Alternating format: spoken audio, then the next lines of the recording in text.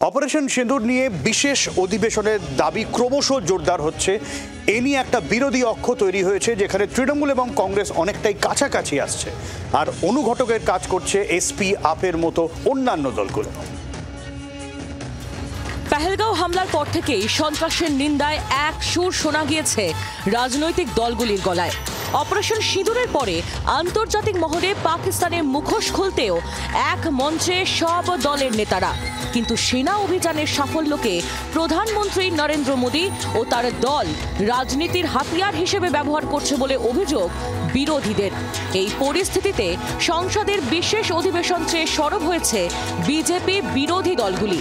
আর এই দাবি সামনে রেখেই জাতীয় স্তরে ফের কাছাকাছি আসছে কংগ্রেস ও তৃণমূল। পহেলগাঁও জঙ্গি হামলা, অপারেশন সিঁদুর এবং ভারত পাকিস্তান যুদ্ধ আবহ, এই নিয়ে সংসদের একটি বিশেষ অধিবেশন ডাকা হোক, এমনই দাবি উঠেছে এবং এই দাবি ক্রমশ জোরালো হচ্ছে। আর এই দাবিকে সামনে রেখে জাতীয় রাজনীতিতে কংগ্রেস এবং তৃণমূল কংগ্রেস কাছাকাছি আসছে। সূত্রের খবর, কংগ্রেস ও তৃণমূলের দূরত্ব কমায় অনুঘটকের কাজ করেছে এসপি, জেএমএম, আরজেডি এবং আপের মতো দলগুলি। সাধারণত সংসদের বাদল অধিবেশন শুরু হয় জুলাইয়ের শেষ সপ্তাহে। তার আগে জুনেই বিশেষ অধিবেশন চায় বিরোধী শিবির।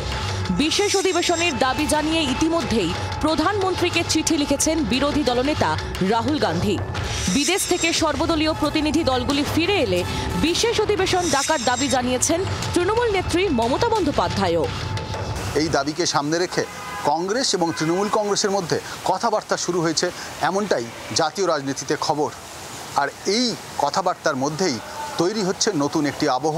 জাতীয় রাজনীতিতে বিজেপি বিরোধী দলগুলি আবারও জোটবদ্ধ হচ্ছে।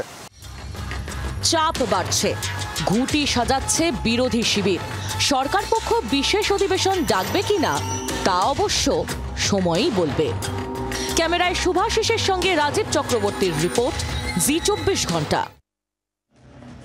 ভরতপুরে তৃণমূল কংগ্রেস বিধায়ক হুমায়ুন কবির ফের বিস্ফোরক। তিনি বলছেন প্রশাসনের কাছে তিনি গুরুত্বহীন। আর এই মন্তব্যের পরই কিন্তু ঝড় উঠে গিয়েছে। যদিও দল তৃণমূল কংগ্রেস ভরতপুরের এই বিধায়কের মন্তব্য থেকে কিন্তু দূরত্ব বজায় রেখেছে, তবে বিজেপি অর্থাৎ বিরোধীরা কিন্তু ছাড়তে নারাজ।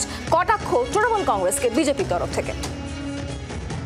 আমাদের কথাটা যেন জেলা প্রশাসনের কাছেও গুরুত্বহীন। তিনি মুখ খুললেই বিস্ফোরণ।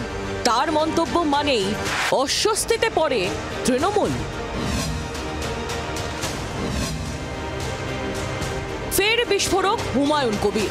জি24 ঘন্টা এক্সক্লুসিভ। ভরতপুরের তৃণমূল বিধায়ক দলের পাশাপাশি সরকার এবং প্রশাসনকেও বিড়ম্বনায় ফেললেন। জেলায় যে সমস্ত 20 জন এমএলএ আছে, অনেক এমএলএ রেকমেন্ডেই অনেক কিছু হচ্ছে আমরা দেখতে পাচ্ছি। কিন্তু আমি যে জায়গাতে বিধায়ক হয়েছি, দিদি আমাকে পাঠিয়েছিল, সেই জায়গাতে আমি স্পেশালভাবে সেই বিধানসভায় সালারে একটা সভা করার জন্য বলেছিলাম, সেটাও কোনো গুরুত্ব পাইনি। লোহাদাঘাটের ব্রিজটা বারবার বলেছি, আজও পর্যন্ত সেখানে কোনো ফান্ড দেওয়া হয়নি। ঘাসফুলে দীর্ঘদিন ধরেই বেসুরো হুমায়ুন। লোকসভা ভোটে বহরমপুরে প্রাক্তন ক্রিকেটার ইউসুফ পাঠানকে প্রার্থী করার বিরোধিতায় প্রকাশ্যে দলের বিরুদ্ধে মুখ খুলেছিলেন তিনি। এই অজিত চৌধুরীকে কোনো অন্য রাজ্য থেকে খেলোয়াড় এনে বা কলকাতায় থেকে গায়ক নিয়ে গিয়ে তাকে যে পরাস্ত করা যাবে না, সেটা এর আগে প্রমাণিত। সাম্প্রতিক অতীতে অভিষেক বন্দ্যোপাধ্যায়কে রাজ্যের পুলিশ মন্ত্রী করার দাবি তুলেও দল ও সরকারের বিড়ম্বনার কারণ হয়েছেন হুমায়ুন।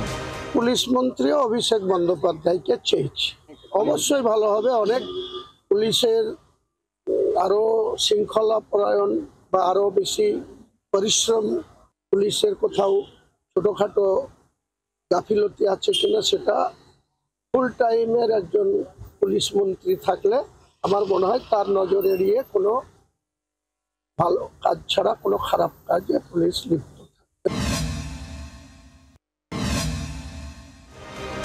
শোকজ করা থেকে ব্যক্তিগত মন্তব্য বলে প্রতিক্রিয়া। অতীতে হুমায়ুনের মন্তব্যের দায় তার ঘাড়ে দিয়ে ভরতপুরের বিধায়কের থেকে দূরত্ব তৈরি করেছে তৃণমূল। এবার ক্যালেন্ডারে অনেক মাস আছে, প্রত্যেক মাসে 30টা 31টা করে দিন আছে। উনি একটা দিনক্ষণ বুঝে করবেন, আমি এ ব্যাপারে কোনো মন্তব্য করব না। সব মিলিয়ে তৃণমূলের হুমায়ুন বিড়ম্বনা কাটছেই না। ব্যুরো রিপোর্ট, জি 24 ঘন্টা। বাংলার আওয়াজ, বাঙালির আবেগ, জি 24 ঘন্টা।